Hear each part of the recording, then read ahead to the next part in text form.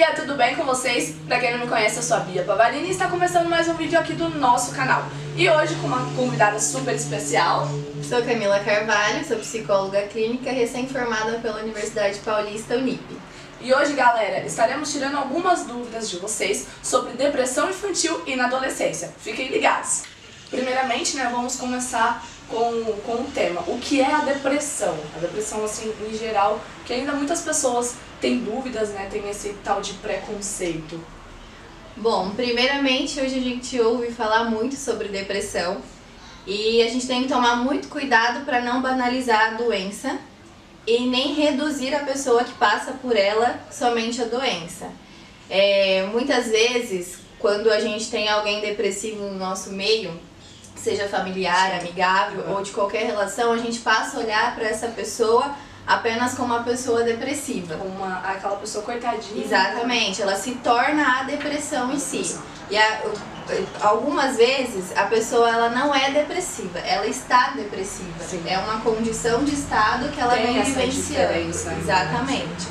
Então a gente não pode rotular e nem reduzir a pessoa ao diagnóstico dela, que seria a doença, Sim. A depressão ela não é a totalidade de alguém, ela é na verdade o estado que a pessoa vem passando. Ela se encontra naquele Exatamente, por qualquer que seja a circunstância que ela vivenciou para estar nesse estado. Então, o importante, principalmente quando a gente fala em depressão ou em qualquer outro diagnóstico de transtorno, é não reduzir nem rotular a pessoa a esse estado, porque ela está depressiva. A depressão ela é caracterizada como um transtorno do humor. Os principais sintomas dela é a tristeza, a falta de interesse por atividades já prazerosas. Ela tem uma infinidade de sintomas, mas os mais comuns são a falta de interesse, exatamente, e a tristeza profunda. Ela ainda não tem um estudo que aponte uma causa específica. Não, se acontecer tal situação, exatamente. Não, até porque quando a gente fala de ser humano, a gente fala de algo muito singular. Sim. Então cada um vai reagir de determinada forma. Então ela não tem uma causa específica. Alguns estudos apontam que pessoas que passam por percas têm uma probabilidade muito maior de desenvolver depressão. E o primeiro tema a ser discutido vai ser sobre a depressão infantil. Lembrando que esses dias eu uso muito o Instagram, às vezes, para perguntar pra galera o que eles gostariam de saber de assuntos aqui no canal. E muitas pessoas vieram me perguntar. Então, assim, para começar, o que é a depressão infantil, Por que hoje em dia o aumento dela nas crianças está tão grande? Então, a depressão infantil ela não difere muito da depressão adulta, A depressão, ela é uma doença, é um transtorno. A depressão, ela é uma doença grave e se ela não for tratada de forma eficaz, ela pode causar grandes prejuízos para a qualidade de vida, se for adulto, criança ou adolescente. Então, ela precisa ser considerada. E ela existe sim na infância. A manifestação dos sintomas pode ser de uma forma diferente, já que a criança está numa fase do desenvolvimento diferente, mas ela existe sim. E por que ela está tão presente hoje? Através do que a gente vem vivenciando, hoje a gente vive numa sociedade muito rasa, sim, muito líquida, muito imediata. Então a modernidade que a gente está vivenciando, ela pode colaborar para o desenvolvimento das doenças emocionais, por isso que a gente vê um grande aumento dessas doenças hoje em dia. E a depressão, assim como qualquer outra doença, ela sempre atingiu as crianças. Acontece que antes não se estudava depressão na infância. Exatamente. Então, assim, como qualquer outra doença, sempre existiu. A ciência só não tinha chego até ela. Agora a gente ganhou um pouco mais de espaço, por isso que a gente tem o conhecimento. Tem uma certa idade onde a criança ela já pode estar apresentando a depressão, ou assim, varia muito, tipo, nos 6 anos, ou quando ela é bem pequena ainda não acontece de ter esse risco? Então, a gente não tem estudos precisos com esses dados. Porém, os estudos dos últimos 10 anos apontam que o diagnóstico de depressão em criança vem reduzindo gradativamente na questão de idade. Então, antes se descobriam que com 9 anos começava. Hoje já se descobrem que com 6 anos começa. Então, a gente não tem um dado preciso, mas os últimos estudos apontam que ela vem diminuindo gradativamente. E aí vem o medo dos pais, né? Como eu vou saber que o meu filho, ainda por ser uma criança, né, tá entrando nesse processo de depressão, né, tá com essa doença? Como os pais, eles podem, assim, estar observando? Porque acaba que eles sempre são os últimos a saber, por todo dia estar ali com a criança, né? A maioria das vezes, pelo fato da criança sempre estar na escola, então são os professores que identificam, né? Às vezes tentam alertar os pais delas, mas eles ainda se sentem, será mesmo que é isso? Será que meu filho tão pequeno, tão jovem, né? Então, o que é importante? A gente precisa considerar vários fatores. Nós temos um quadro de diagnóstico que se enquadra ao transtorno. Então, a ciência ela conseguiu generalizar os sintomas e falar quem tem a presença desses sintomas tem depressão.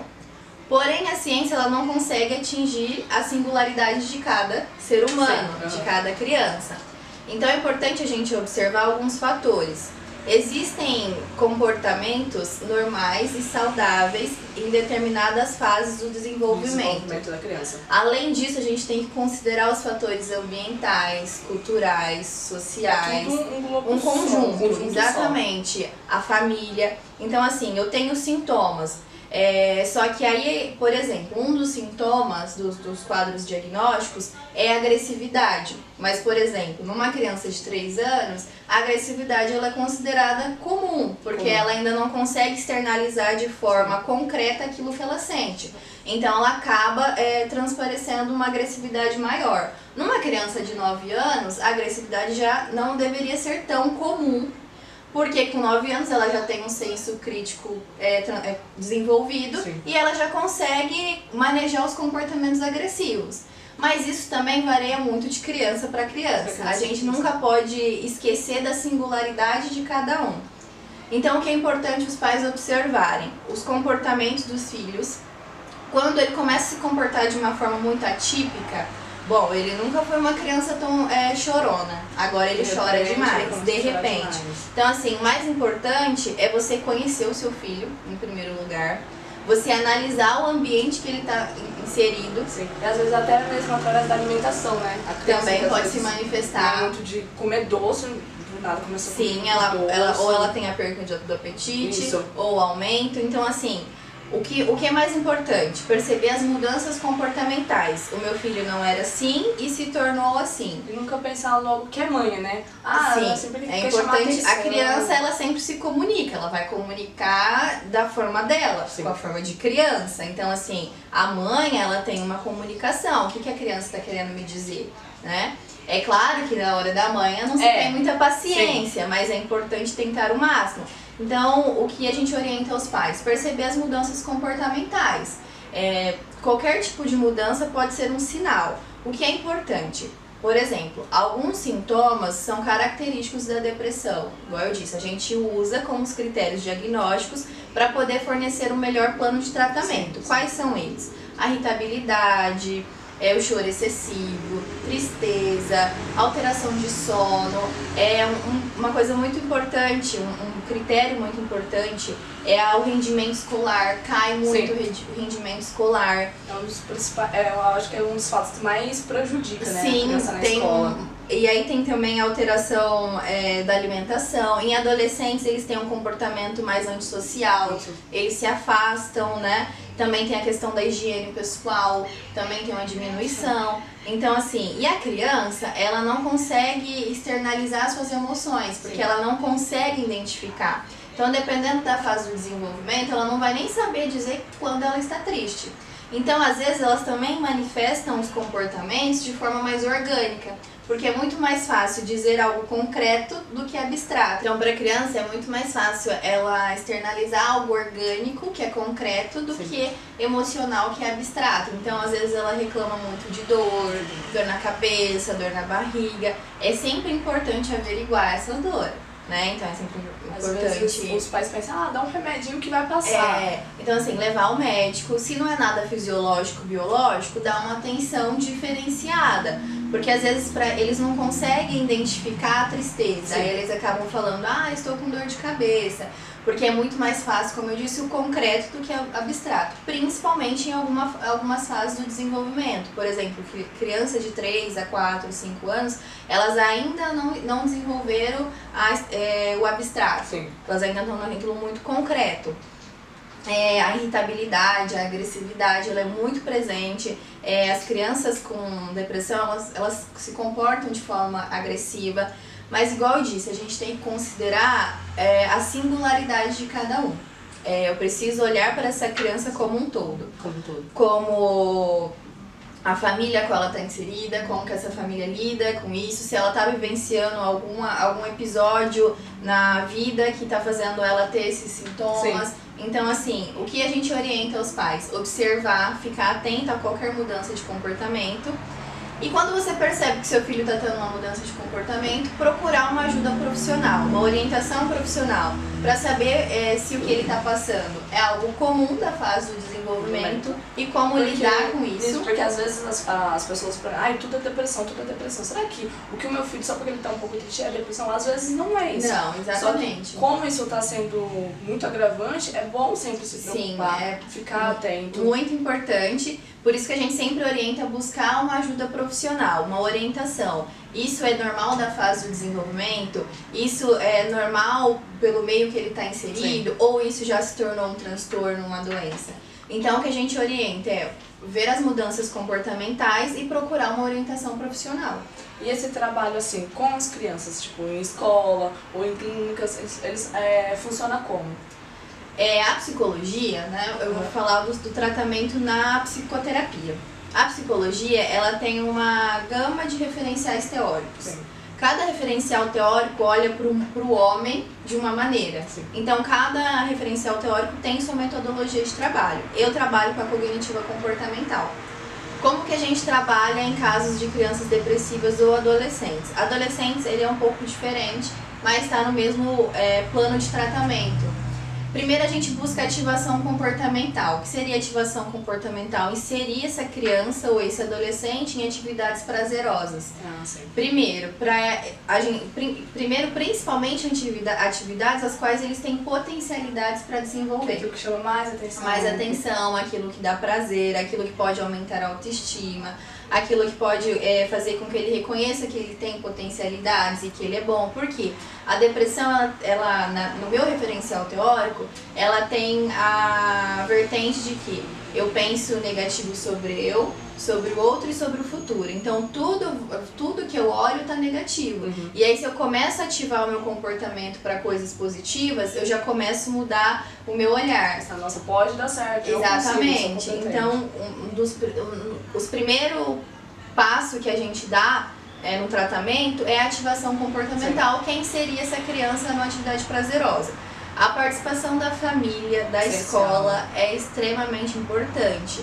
Nós não conseguimos ter um trabalho eficaz se a família não for participativa. Não tem como, porque a criança ela passa 50 minutos na sessão terapêutica e o resto da semana com os pais. Então, eles precisam ser os principais agentes de mudança nesses casos. Em terapia, a gente trabalha com a criança a identificação das emoções, a educação afetiva, a gente trabalha a resolução de problemas, porque quando a criança ela ainda não tem, né, o recurso, um repertório para resolver os problemas, a gente ajuda a desenvolver, a gente ajuda ela a descobrir os sentidos que ela atribui para a vida, para as emoções. Então a gente faz toda uma preparação, vamos dizer assim, de resiliência para essa criança. E acaba até ajudando os pais, né, a ver que não tem nenhum problema deles também estar ali juntos. Sim, com certeza. E a gente também faz as orientações aos pais, então o trabalho é em conjunto.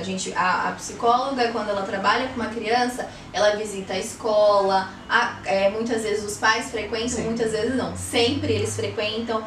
E a gente faz todo esse manejo, faz o manejo do comportamento, ensina ela novas habilidades, ajuda ela a criar novas interpretações. A gente usa, no meu referencial teórico, a palavra distorções cognitivas. É quando a gente tem distorções daquilo que a gente vai interpretar. Sim. E aí a gente ajuda a criança a desenvolver novas interpretações para aquilo que ela está vivenciando. Então esse é o trabalho dentro da perspectiva cognitiva. Já falando um pouquinho, né, desse momento de trabalhar com as crianças, como seria trabalhar com os jovens? É o mesmo procedimento ou pelo fato assim dos adolescentes, né, estar nessa fase da puberdade, querer descobrir tudo, seja mais diferente?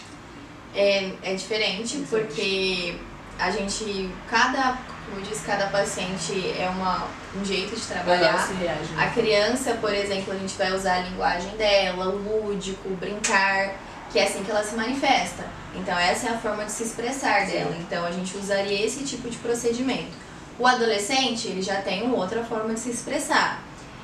Geralmente, adolescente, ele tem que querer estar lá, né? É uma outra situação. Exatamente. Alguns, eles não querem buscar ajuda, porque isso faz parte da fase do desenvolvimento, eles estão construindo a autonomia, adolescente é dono do mundo, dono da razão, então assim, dono de tudo, ninguém tá certo. Então assim, é muito difícil eles aceitarem a busca pela ajuda, mas eles vão. O importante para o sucesso do nosso trabalho, principalmente, é eles irem porque querem, né? Quando ele começa a ir porque os pais estão obrigando, a gente comunica os pais e, infelizmente, precisa se encerrar o tratamento. Porque é como se fosse um afronto para eles. Exatamente. Eu acho que até no meio em que convive, né? Porque às vezes, assim, na escola, conversar com os amigos, não sei, eu estou indo numa escola, nossa, você é louco. Ainda tem esse preconceito. Diminuiu bastante, eles procuram bastante ajuda, mas é difícil. Então, assim, o primeiro passo no tratamento é ele estar lá 100%. Porque o que faz da eficácia do tratamento psicológico, da psicoterapia, é o seu querer, o seu estar ali. Então, nós como os terapeutas estamos ali inteiro e você também precisa estar, que aí assim que a gente vai ter uma melhora. Então, o primeiro passo é a gente descobrir se o adolescente ele quer estar ali. Se for da vontade dele, a gente vai encaminhando o processo conforme a demanda. Então, assim, é muito difícil eu te falar qual que é o plano de tratamento, porque isso vai variar muito da demanda, mas não foge do plano de tratamento. Nós temos o plano de tratamento para depressão, que o principal foco é ativação comportamental. Faríamos a mesma coisa, inseriria esse adolescente em atividades prazerosas. Mais gostavam. Exatamente. Trabalharíamos as interpretações, as buscas das possibilidades, ajudaríamos ele a passar essa fase tão conflituosa de maneira mais saudável. Mas, como eu disse, o plano de tratamento, por mais que a gente tenha um a ser seguido, ele vai variar muito da demanda que chega e daquela pessoa que está ali. Infelizmente, né, a maioria dos jovens que hoje entram nesse processo de depressão, o que eles buscam muitas vezes não é nem a ajuda da família, porque cada caso é um caso, né? Então, assim, muitas vezes eles acabam buscando pelas drogas, né? A internet, o abuso excessivo da internet, porque a internet ela tá para ajudar, mas se você não saber usá-la de uma forma correta, ela acaba atrapalhando. Então, os jovens, eles buscam tudo que é possível para eles não realmente falar, nossa, eu tenho depressão. Ou às vezes por já ter tentado chegar na família, a família fala, não, isso é frescura, né? É da idade. Faz parte já do desenvolvimento dela, quer ser rebelde. A gente tem que tomar muito cuidado com isso. Primeiro porque, como eu disse, existem fatores que são presentes na fase do desenvolvimento e é comum. Porém, a adolescência é uma fase que merece muita atenção. Porque ele já não é mais nem criança e nem adulto. E aí, quando ele quer ser criança, a sociedade vem e diz pra ele, mas você não é mais criança. Você não é. E aí, quando ele quer ser adulto, a sociedade vem e diz pra ele, mas você não é adulto pra isso. Então, se você for ver, o adolescente, ele tá sempre instável, porque ele não é... o que eu sou, como eu vou agir agora? É uma busca constante por aquilo que ele é. Então, assim, é uma fase conflituosa, é uma fase muito difícil. Conviver com um adolescente é muito difícil. Quem convive com adolescente, quem tem filhos adolescentes, sabe que é uma fase difícil, só que é tão difícil para você, para a pessoa que convive, como para eles. Eles realmente não se sentem compreendidos, porque eles estão confusos, é muita mudança, fisiológica, hormonal, é a mudança das emoções, as descobertas, é uma fase de muita descoberta. Muita descoberta. E aí acaba com aquilo, né? Os pais falam, eu te dou tudo, eu te dou o celular que você quer, eu compro a roupa que você quer, mas não é isso que ele tá buscando, não é coisas materiais. Não é o material, como a gente disse, ele começa a se transformar num adulto. E ao mesmo tempo que ele se começa a transformar num adulto, por exemplo, o adolescente ele tá se tornando um adulto, só que ele não tem repertório ainda para ser um adulto. Então assim, ele não tem uma bagagem de vida para se tornar um adulto. Então ele vai começar a aprender muita coisa nessa fase. E muitas vezes eles não conseguem passar por essa fase sozinhos. E assim, como você disse, a internet nós temos vários meios que ele possa se apegar. Principalmente nessa fase, como eu disse, onde tudo é novo. Então o adolescente ele tem muita coragem de experimentar tudo, porque ele tá se identificando, ele vai procurar uma tribo cultural para se inserir, ele vai procurar uma identidade, ele quer ser aceito. E a nossa sociedade hoje ela tá muito crítica. Então, eu preciso ser bonito, eu preciso ser rico, eu preciso ter isso. Celular na moda. Exatamente. Então ele vive nessa busca constante. E até mesmo como você disse, é importante, né, esse olhar atento. Porque existem os dois tipos de crítica. Aquele que te ajuda e aquele que realmente te afunda mais ainda. E assim, é importante que as pessoas, elas ficam atentas, né? Porque às vezes a gente está conversando aqui, mas eu não sei o que você está passando e nem você sabe o que eu estou passando. Então a gente não vai estar sabendo o que a pessoa que está vendo o nosso vídeo, né, vai estar passando. Então às vezes fala, nossa, só porque eu olhei isso eu tô com depressão? Não, procura certinho, né, que nem as redes sociais da Camila vai estar disponível aqui. Às vezes pode tirar uma dúvida, né, conversar com os pais, olha, eu preciso de uma ajuda, determinada ajuda, isso é importante, né? Sim, costumo muito dizer que a gente tem uma caixinha de vida. Sim. E aí tem tudo que a gente vivencia na vida, ela vai pra dentro dessa caixinha. E tudo que a gente viveu não tem como se apagar. A gente viveu, passou por aquilo e aquilo tá na nossa caixinha de vida. Só que muitas vezes a caixinha começa a ficar pesada demais para ser carregada sozinha. E aí quando a gente percebe que aquilo tá muito pesado, é a hora de procurar ajuda. E quando a gente procura ajuda, isso não significa que você vai procurar ajuda terapêutica e o psicólogo vai tirar tudo aquilo que você viveu. É impossível. Se a gente pudesse fazer isso, a gente faria nas nossas próprias vidas. Sim, mas é impossível. O próprio psicólogo, ele procura outro psicólogo pra estar trabalhando. É impossível. E aí, o que a gente faz quando você faz isso? Você traz sua caixinha de vida, a gente tira aquilo que tá pesado, ressignifica aquilo, dá novos sentidos para aquilo, porque reconstruir a gente precisa. Aquilo tá muito pesado, então eu preciso mexer naquilo. Às vezes, é claro que você vai mexer no momento que você se sentir preparado, mas uma hora a gente precisa mexer nas coisas que estão pesadas. E aí depois a gente mexe, ressignifica, dá novos sentidos, cria possibilidades para olhar para aquilo e a gente devolve para a caixinha. E aí ela se torna mais leve de ser carregada. E depois parece, nossa, foi tão rápido. Foi tão rápido. Eu passei por tudo isso, mas por ser tão rápido. Exatamente. Algumas coisas não mudam, mas a gente aprende a lidar melhor com elas. Então é importante procurar ajuda, a gente não precisa aguentar tudo sozinho, principalmente adolescente, não precisa aguentar tudo sozinho. Não. Existem pessoas que compreendem vocês, que vão estar dispostos a ajudar, a acolhê-los. A gente sabe realmente que é uma fase muito difícil, uma fase muito conflituosa, é uma fase que merece muita atenção, assim como a infância e a vida adulta. E por isso que é importante procurar ajuda. A gente temos vários meios de ajuda. Para quem não tem tanto condições financeiras, nós temos 4 universidades em Araçatuba com curso de psicologia. Todas as universidades que têm curso de psicologia oferecem atendimentos psicológicos gratuitos. Tem os postos de saúde também. Tem, né? é um pouco mais demorado, mas tem. Tem as entidades sociais que também oferecem e tem as clínicas particulares de psicoterapia. Alguns psicólogos têm projetos sociais, que é um valor considerável, mas não deixem de procurar ajuda, existem infinitas possibilidades para recomeçar. Porque todos têm a oportunidade de ser felizes, sim. Então, família, se vocês gostaram do vídeo de hoje, não esqueça de deixar o seu like, se inscrever, ativar o sininho de notificações e compartilhar com todo mundo. Eu quero ver muitas pessoas compartilhando esse vídeo, hein? E principalmente, estarei deixando as minhas redes sociais, a da Camila e a da Carol, aqui nas descrições embaixo. E antes de terminar esse vídeo, não se esquecendo que se eu ficar famosa vamos para a Disney, eu quero deixar uma mensagem aqui que eu e a Camila escolheu aqui, que é de uma música do Roupa Nova, que eu vou ler pra vocês. A vida tem sons, que pra gente ouvir, precisa aprender a começar de novo. É como tocar o mesmo violão e nele compor uma nova canção, que isso dá a certeza que todo mundo pode recomeçar a todo momento. Basta acreditar e ter a ajuda do próximo, né? Então, um grande beijo e até a próxima. Tchau!